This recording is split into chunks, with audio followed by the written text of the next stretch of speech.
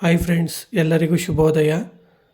Big boss ಮನೆ ಒಳಗಡೆ ಇವತ್ತು ಏನೆಲ್ಲ ನಡೀತು ನೋಡ್ಕೊಂಬರೋಣ ಬನ್ನಿ. ಎಲ್ಲ ಸ್ಪರ್ಧಿಗಳು ವಾಕಿಂಗ್ ಮಾಡ್ತಾ ಇರ್ತಾರೆ. ಬಿಗ್ ಬಾಸು ಸಡನ್ನಾಗಿ ಪಾಸ್ ಕೊಡ್ತಾರೆ.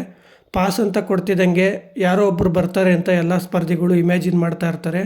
ಸಡನ್ನಾಗಿ ತುಕಾಲಿ ಸಂತೋಷ್ ಅವರ ಹೆಂಡ್ತಿ ಬಿಗ್ ಬಾಸ್ ಮನೆಗೆ ಎಂಟ್ರಿ ಕೊಡ್ತಾರೆ.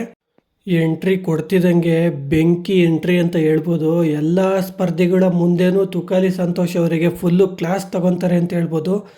ಯಾರು ಹೆಂಗೆ ಆಡಿದ್ರೆ ನಿನಗೇನು, ನಿನ್ನಾಟ ನೀನು ಆಡೋದಕ್ಕೆ ನಿನಗೇನು ಪ್ರಾಬ್ಲಮ್ಮು ಅಂತ ಒಂದು ಸ್ಟಿಕ್ ಕೊಟ್ಟು ಕಳಿಸಿರ್ತಾರೆ ಬಿಗ್ ಬಾಸು ಮೊದಲೇನೆ. ಆ ಸ್ಟಿಕ್ಕಲ್ಲಿ 2-3 ಏಟು ಹೊಡಿತಾರೆ.